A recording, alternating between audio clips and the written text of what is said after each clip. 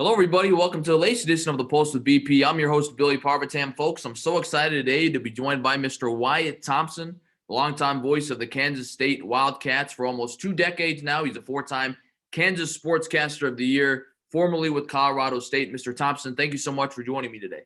Well, it's my pleasure, Billy. I'm looking forward to answering your questions and visiting with you a little bit here. For sure. Well, I want to start off with first, how have you been handling this pandemic? I mean, this is something that has impacted our lives both professionally and personally this last year. So how have you been handling these last 13, 14 months?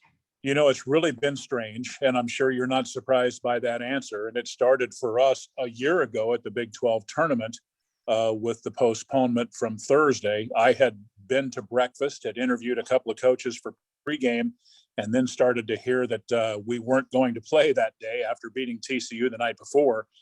And it's really been, to be honest with you, and I'm employed by the athletic department at K-State, being involved firsthand in the athletic department and seeing all that they've done and all of the sacrifices that these young athletes have made is really, truly amazing, to be honest.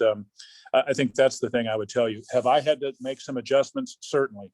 You know, I'm kind of frankly zoomed out from time to time, you know, but hey, on the other end, Stan and I, I'm proud to say this actually, through football and basketball, we did not do one virtual broadcast. We made every trip. And I think we were the only guys in the league to do that. So, and I'm proud of that, but it took some effort.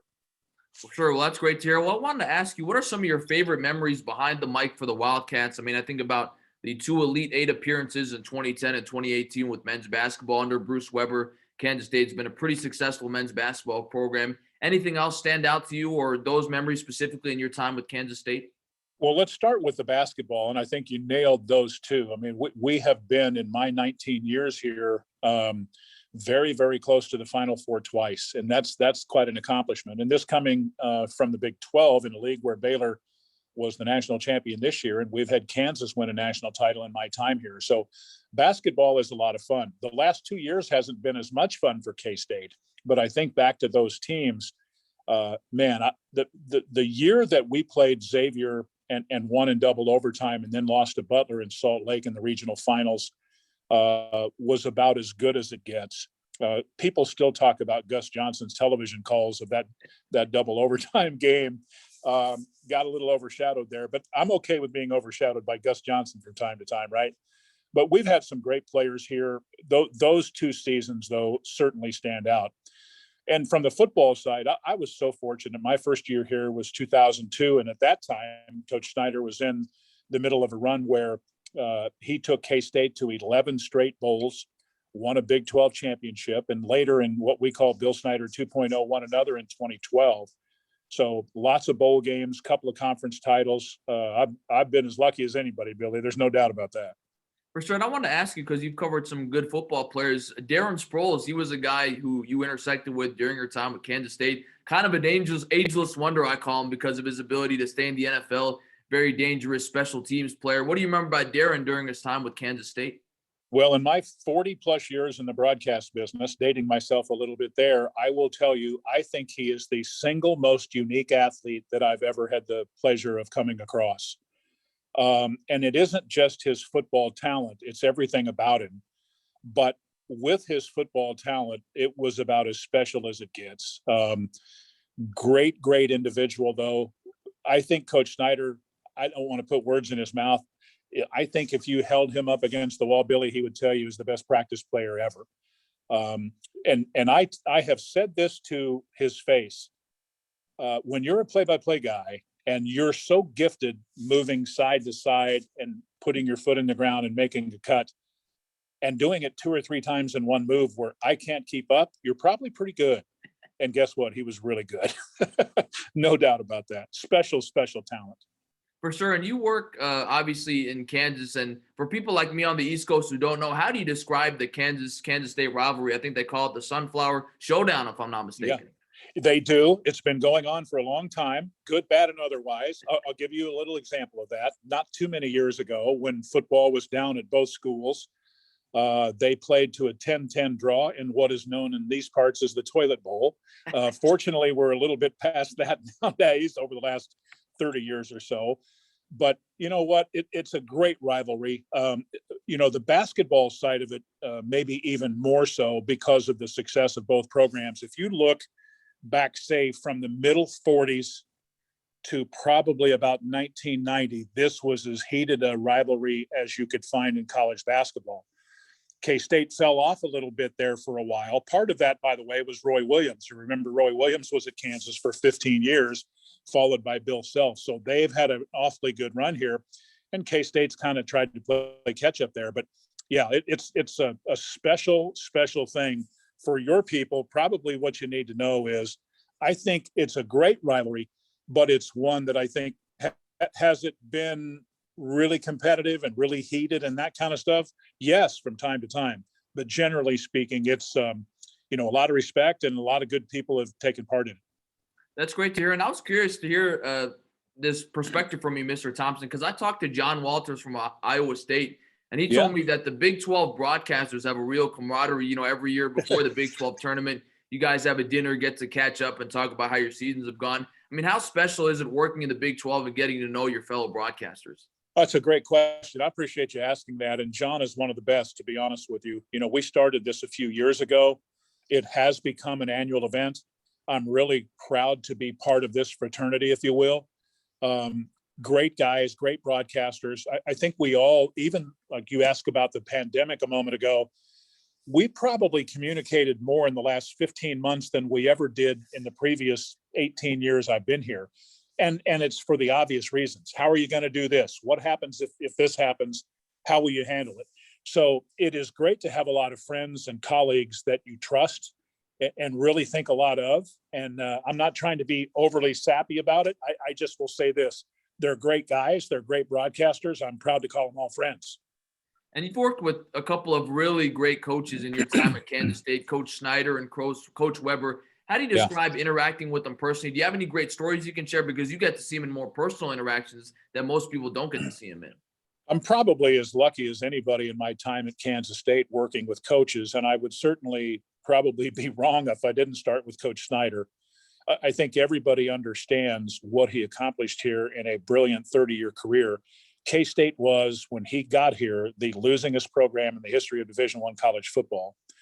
And for him to 30 years later be in the Hall of Fame, all of those bowl games, Big 12 championships, Big 12 North titles, lots of guys in the pro. I mean, we had a 26-year stretch of having a guy drafted. That's pretty good, don't you think? I mean, he's more than that from the standpoint, Billy, of he changed K-State football, but he also changed K-State.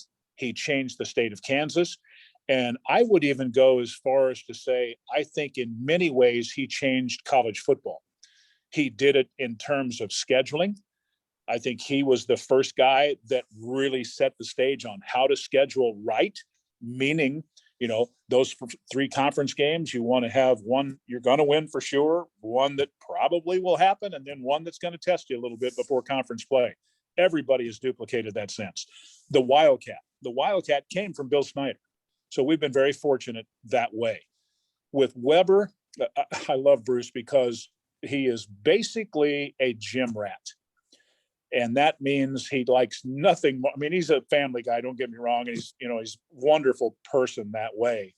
But he loves being in the gym, and he is the ultimate teacher. His brothers were teachers and coaches. His father and mother were teachers and coaches. I think he came by it pretty naturally. And, I was fortunate enough to, in my time here, work with Bob Huggins for a year and Frank Martin for several years. I've been pretty lucky that way. For sure. And Mr. Thompson, you've been so gracious with your time. I have 2 final questions for you. My first one is, what's your advice to aspiring sportscasters trying to make it in this business? I mean, you know better than anyone, it's already a competitive business. And this last year, we've had to deal with the COVID pandemic as well. Sure. So what's your advice to young guys and girls like me who want to make it in this field? Don't let anything deter you and shoot for your goals. You know what? I tell young people all the time, Billy, and I mean this as sincerely as I can say it. If I can do it, you can do it. I didn't know what I was doing when I got started. I just didn't. I just had a dream and I wanted to kind of do this for a living. I always jokingly say it's a heck of a lot better than working for a living.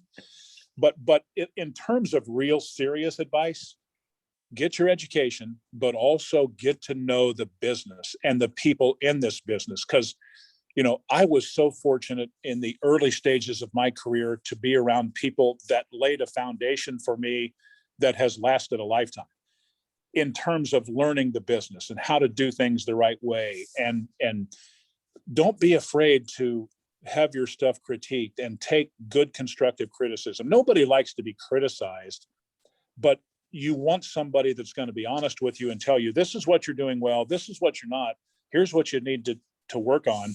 And I was very fortunate that way. So that's some of the advice that I would give for sure.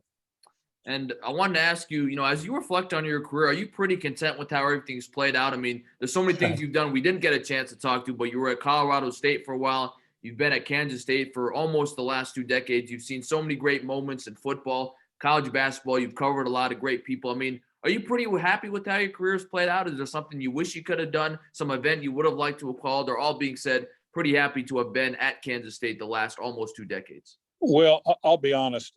It would be easy for me to sit here and say, I wish this would have happened, or I wish we could have beaten Butler to go to the Final Four, or whatever it might be. But that probably would be the wrong thing to say here because, and I say this all the time in interviews like this and others, that I have had a career where I've never been fired. I have really loved every second of it. I've made lifelong friends, both with coaches, athletic directors, athletic department personnel, athletes. I could, my time at Colorado State, was also amazing. But even farther than that, when I was trying to get to Division I level at Fort Hays State and places like that, I mean, we won a national basketball title there in the NAIA back in the late 80s. And it's just, I would be crazy if I said, no, I wish I would have done this, because how lucky can one guy be? I've worked with Hall of Fame coaches up and down the line for 43 plus years, and I'm taking that. Now, would I have liked to? I originally got into business to be a baseball announcer, and that really hasn't necessarily worked out, but I have no regrets because I've been very fortunate, buddy. Very. For sure. So you'll be at Kansas State for the time being, no plans to move on. You happy where you're at? Well, I am happy where I'm at because I would tell you, much like where you're at, this is a special place with a lot of terrific people. We've got a lot of things going here in terms of facilities improvements and commitment to excellence. You're always wanting more and more and more. Everybody wants to win. Everybody wants to win titles and those types of things. And it takes a commitment. But the infrastructure here is good, and that gives us a chance. I think getting through COVID and having young people be able to visit our campus and make a decision the right way, as opposed to through Zoom, will help us in the long run. I'm looking forward to that day, and it's around the corner. For sure. Mr. Thompson, this has been such a pleasure getting to talk to you about your wonderful career, all the different people and insights you have. Thank you so much for your time today. This is truly a great moment. Well, I enjoyed talking to you. Best of luck to you. If I can help you, you let me know, Billy. Enjoyed the visit. Thank you. For sure. Thank you so much to Mr. Wyatt Thompson, the longtime voice of the Kansas State Wildcats. Nice enough to join me on the latest edition of The Pulse with BP. Thanks so much to everybody for joining us. We'll see you next time.